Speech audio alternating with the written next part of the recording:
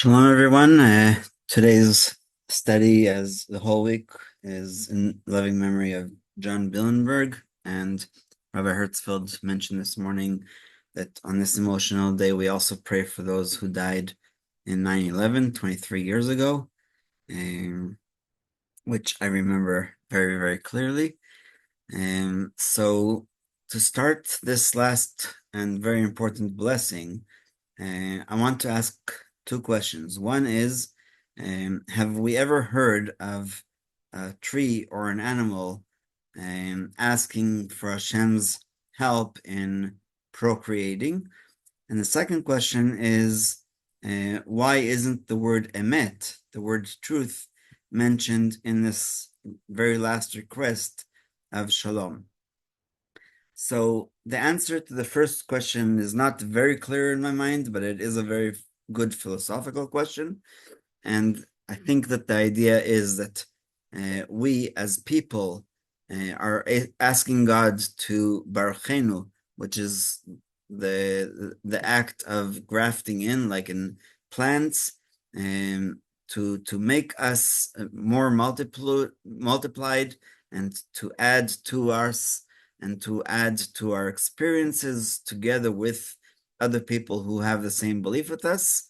And the answer to the second question is a little bit more simple, which is that Hashem told Abraham, that's the very first time that I know of that Hashem changed the truth in order to keep the peace.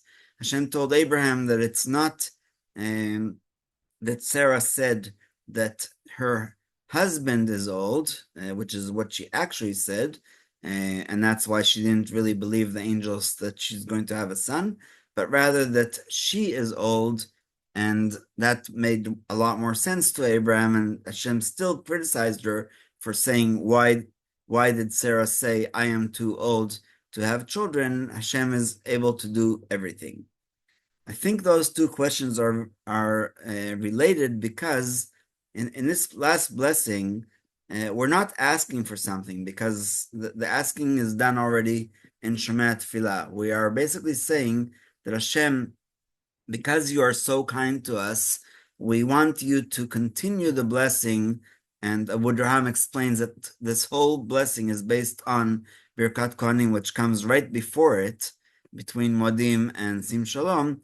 We are asking you to bestow on us all of those blessings. And so there isn't much difference in the NUSACH between the three main categories, Ashkenaz, Sfarad, and Sfaradim, but some highlight it in one way and some highlight it in another way, and most of them just have a grammatical difference between them. So the Ashkenaz is Sim Shalom Tova Racha Chaim Chen Chesed V'Rachamim Alinu L'Kol Yisrael Amecha. So they omit the word Chaim. Barchenu Avinu Kulanu Ke'echad B'Or Panecha Ki B'Or Panecha Natata Lanu Adonenu Toat Chaim B'Avat Chesed U'Tzedakah V'Racha V'Rachamim V'Chaim V'Shalom. Okay, because with the light of your face, with the light of your countenance, you have given us a living Torah, a love of chesed, love of loving kindness, tzedakah, which is charity, bracha, blessing, rachamim, compassion or mercy, v'chayim v'shalom. So the word chayim is mentioned again.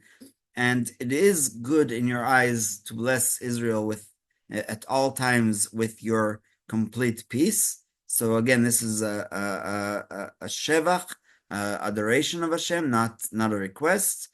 And Sfarad says something very similar. Sim Shalom Tova Racha Chayim. They add the word Chayim that's something that we need. And Kulanu Ke'echad B'Or Panecha, because you have given us all of these things, and it will be good in your eyes to bless us and to bless all the people of Israel at all times, at all hours. Bishlomecha, Berovaz, V'Shalom. That's the three last words that are mentioned. And Abu Draham basically says that the source for those three last words is from Psalm 29, which we read before during Kabbalat Shabbat. And last but not least, the Sephardi is Sim Shalom Tova Racha Chaim Chen V'Chesed Rachamim.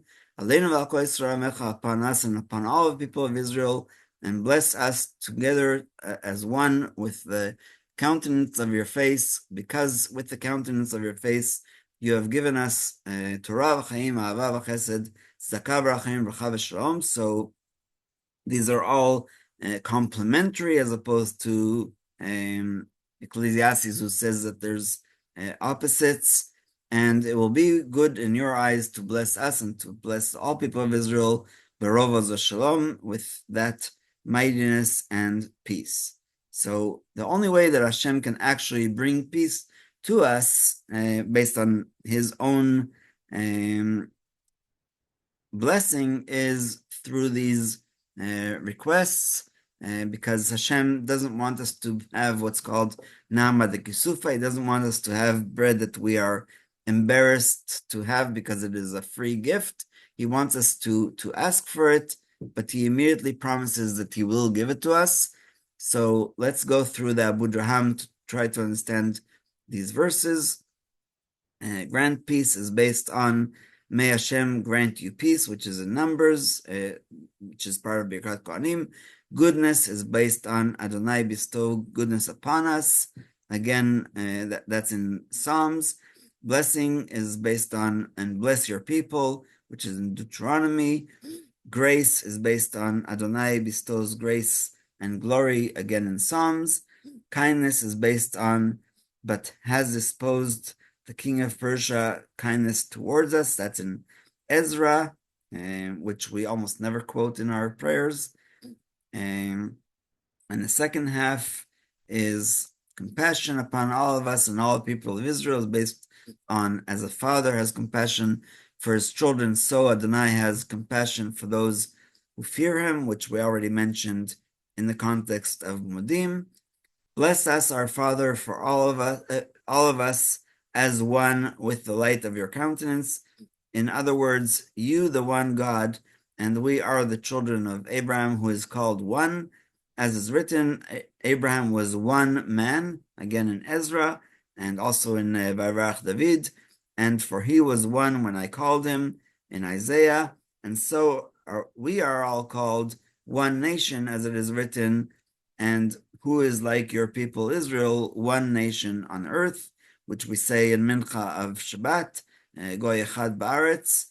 By the way, there's a very funny story, which I could never confirm actually happened, which was that this Christian censorship was changing every time that it said the word Goy in the Siddur. They changed it to Akum, which means a nation that worships idols.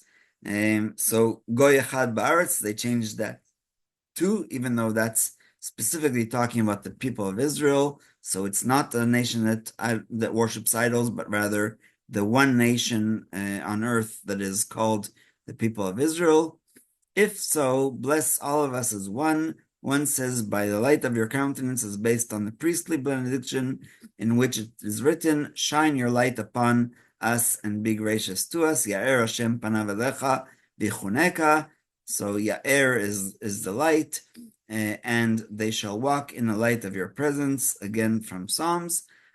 For the light of your countenance you gave us, Adonai, our God, a Torah of life, is based on, for the commandment is a lamp, the teaching is a light.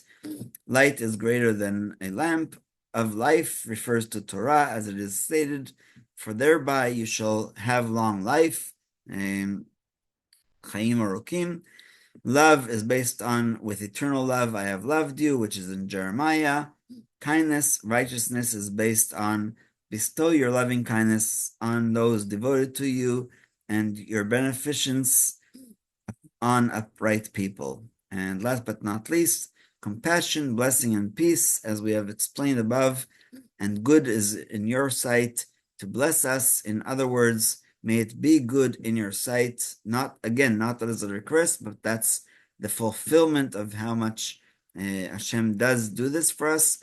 May Adonai grant strength to his people, and may Adonai bestow on his people with peace. Hashem oz la'amo yitin, Hashem yevarech tamo b'shalom, in Psalm 29. And blessed are you, Hashem, who blesses all people of Israel with peace, as is stated, I will grant peace in the land. So all of these things basically teach us that peace is not only a gift from Hashem, but Hashem is the only one that actually can bestow it on us, because we do not personally know how to make peace.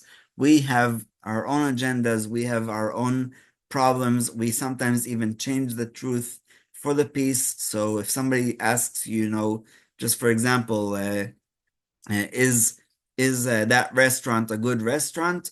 You're not allowed to say no, it's not a good restaurant, because that's lashon hara. But you can say, if you have another place to go, I think that will be better for you specifically, because that way we don't, even though we are slightly changing the truth, we are also not saying something negative about somebody else. And last but not least, in Ecclesiastes chapter 3, where it talks about a time for everything under heaven, it says, Et milchama ve'et shalom, a time of war and a time of peace. And so we would think that those are absolutely the opposites and absolutely negative. Peace is good and war is bad. But we are told when David came to see his brothers, and also afterwards when he sent the letter to Joab, his chief of staff, he asked the question, Shlom HaMilchama. That sounds like an oxymoron. How can the milchama, the war, be of peace? And the answer is that only Hashem knows what the actual good thing is for us, and that's why we are basically saying to Hashem, you are the only one who knows how to place peace, and so this is how we end our prayer of Shmoneh Esrei with this request slash thanksgiving for the peace that you already put, because we don't know all the time, just like we talked about the previous blessing, we don't know all the time how much you bestow on us, and so we are praising you for doing this amazing thing. Tomorrow we'll talk more about the difference between Sim Shalom in the morning and Sim Shalom in the afternoon and evening, because it's a slightly different philosophical idea, and we'll stop here.